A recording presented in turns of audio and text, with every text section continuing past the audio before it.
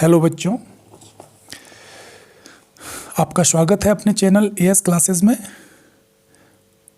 और जैसे आपको मैंने पहली वीडियो में पढ़ा दिया है सत्ता की साझेदारी, और आप अच्छी तरह उससे समझ गए होंगे दो देशों के उदाहरण के साथ। और आपने पहले उदाहरण में देखा कि कैसे बेल्जियम ने अपने शासन व्यवस्था में चेंज करके, जो उनकी एकात्मक शासन व्यवस्था थी, केंद्र को शक्तियाँ ज़्यादा थी, उसको बदलकर अपने संविधान में 1993 में जो बदलाव किए, और उसमें सरकारें विभिन्न स्तर की बना दी, और केंद्र स्तर के अलग, और राज्य सरकारें और स्थानीय सरकार, उनको विभिन्न अधिकार दे दिए।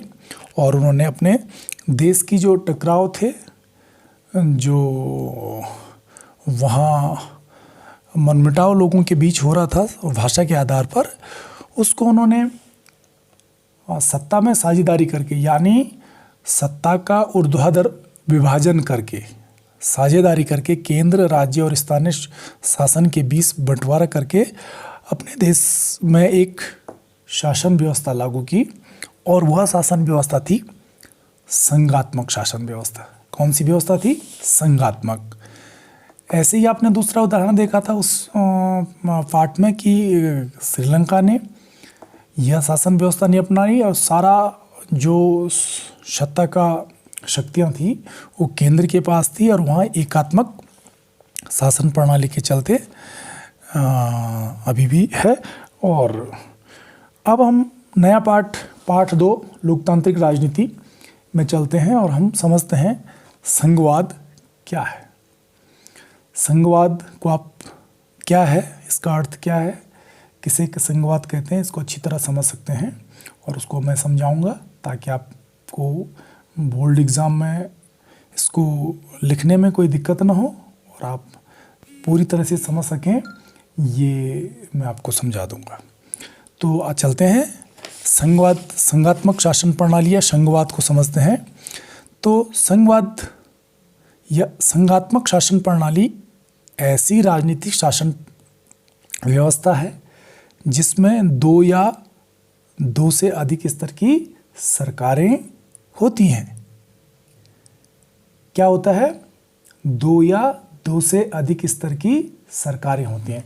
जैसे आपने बेल्जियम का उदाहरण तो देख ही लिया कि बेल्जियम ने संघात्मक शासन सत्ता में साझेदारी करके 3 स्तर की सरकार वहाँ पे थी। एक केंद्र सरकार, दूसरी राज्य सरकार, तीसरी स्थानीय सरकार, यानी विभिन्न स्तर की सरकार। और पहले उनके केंद्र के पास ज़्यादा शक्तियाँ थी, तो ऐसा था नहीं।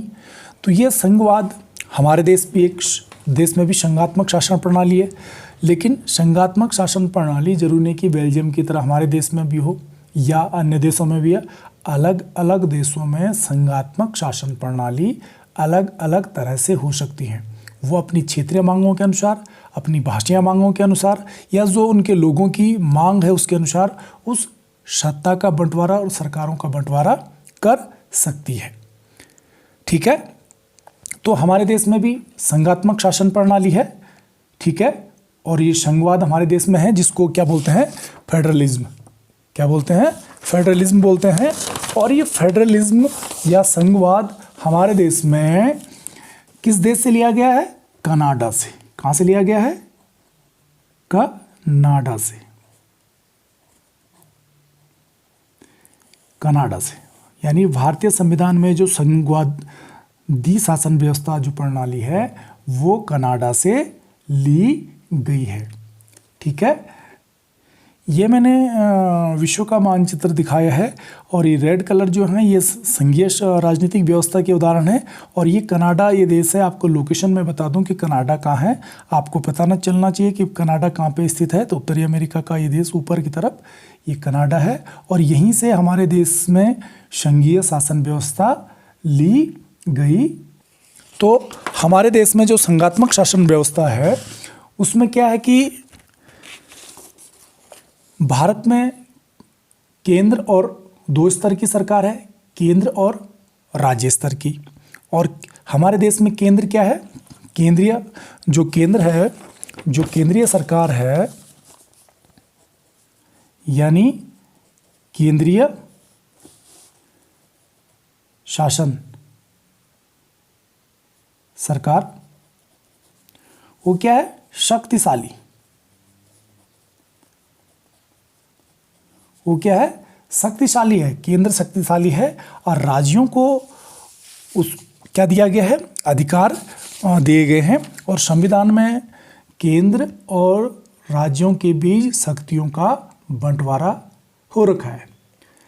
हमारे देश में एक और भी छोटी सरकार होती है, वो है स्थानीय स्वशासन, जो ग्राम पंचायत, क्षेत्र पंचायत, जिला पंचायत और नगर पालिकाएँ होती हैं, उनकी वो भी एक छोटी सरकार होती है।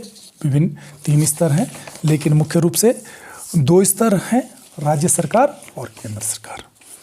ठीक है, तो ये तो हो गया संघवाद। यानी संघवाद आप एक बार फिर रिपीट कर लें कि ऐसी शासन व्यवस्था जिसमें 2 या अधिक स्तर की सरकार होती है। ठीक है, यानी सत्ता के इन दोनों स्तरों की सरकारें अपने अपने स्तर पर स्वतंत्र होकर अपना काम करती है। यानी सत्ता के इन दोनों स्तर, यानी जो केंद्र स्तर है, राज्य स्तर है, राज्य सरकार हैं, वो अपने अपने स्तर में स्वतंत्र होकर क्या करती है? काम करती है। ठीक है, तो ये हमने पढ़ लिए संघीय शासन व्यवस्था। तो संघीय शासन व्यवस्था और दूसरी होती है एकात्मक शासन व्यवस्था। तो दोनों में अंतर क्या है? संघीय शासन व्यवस्था में 2 स्तर की सरकार होती है, जबकि एकात्मक शासन व्यवस्था में एक ही स्तर की सरकार होती है। क्या होता है? एक ही स्तर का सरकार होता है, शक्तियां एक ही स्तर में होती है। ठीक है, अब हम संघीय शासन व्यवस्था की विशेषताएं देख लेते हैं कि क्या क्या इसकी विशेषताएं हैं। तो संघीय शासन व्यवस्था में सरकार 2 या अधिक स्तरों वाली होती है। ये आप जाने गए हैं कि ऐसी शासन व्यवस्था जिसमें 2 स्तर की सरकारें होती हैं, या उससे अधिक भी स्तर हो सकते हैं। अलग अलग स्तर सरकारें एक ही नागरिक समूह पर शासन करती है। यानी जो अलग अलग स्तर की सरकार होती है एक ही नागरिक समूह पर शासन करती है, यानी लोग एक ही होते हैं लेकिन। ठीक है, कानून बनाने का, कर वसूलने का और प्रशासन में उनका अलग अलग अधिकार क्षेत्र होते हैं। यानी कानून बनाने का अधिकार सबका अधिकार क्षेत्र है, कर टैक्स वसूलने का और प्रशासन उनका अलग अलग अधिकार क्षेत्र होते हैं, दोनों स्तर के।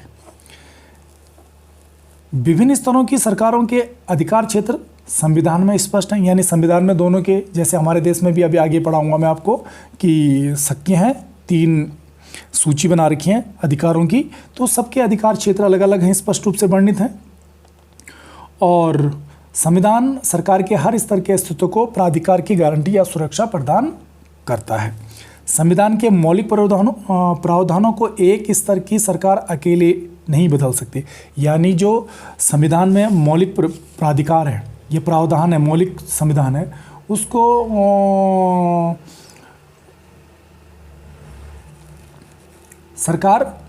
एक सरकार अकेले नहीं बदल सकती है।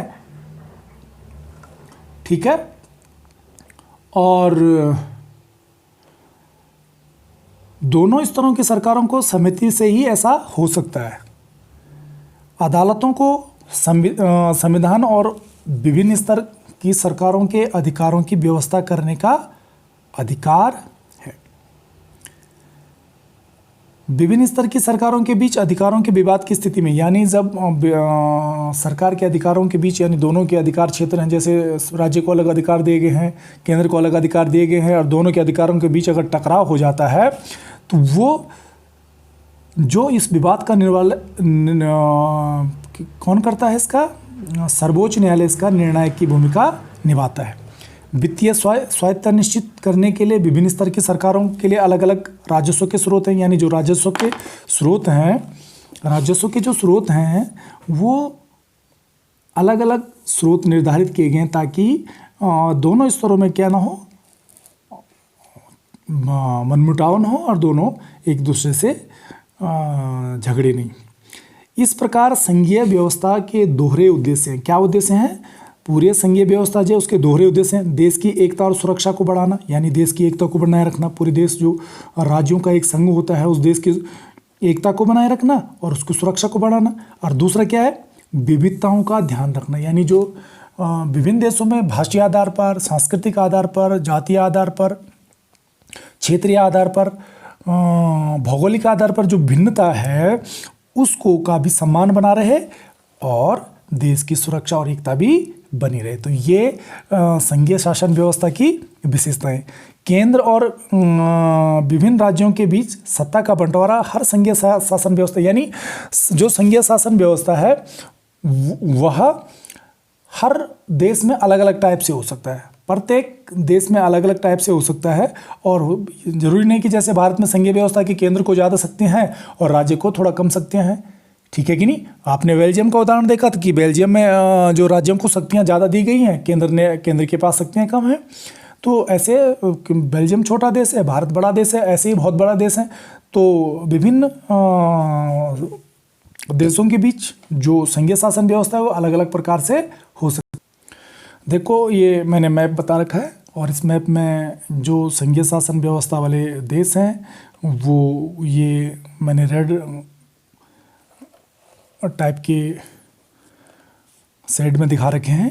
और ये भी बता रखा है यहाँ पे कि दुनिया में जितने भी देश हैं 193 या उससे अधिक, लेकिन केवल 25 देशों में ही संघीय शासन व्यवस्था है। लेकिन इन 25 देशों में पूरे विश्व की 40% जनसंख्या निवास करती है। तो ये हम पढ़ लेते हैं आगे।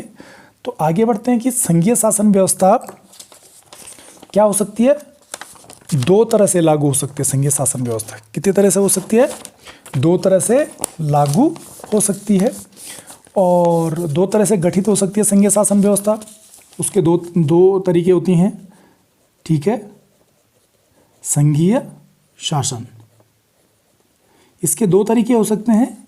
एक तरीका क्या हो सकता है कि दो या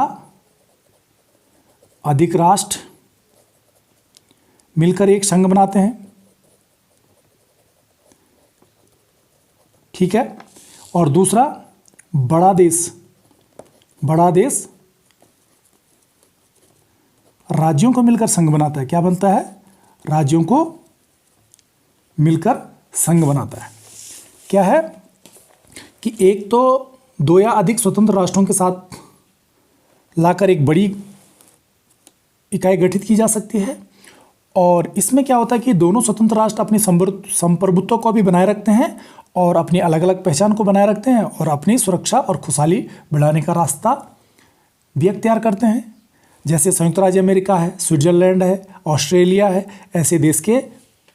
ऐसे संघीय शासन व्यवस्था के उदाहरण हैं। इसी तरह संघीय शासन व्यवस्था वाले मुल्कों में इस प्रकार के जो संघीय मुल्क हैं वो आमतौर पर केंद्र और प्रांतों को समान अधिकार होते हैं और वो केंद्र के जो शक्तियाँ उससे ज़्यादा ताकतवर होते हैं। तो ये है पहला तरीका।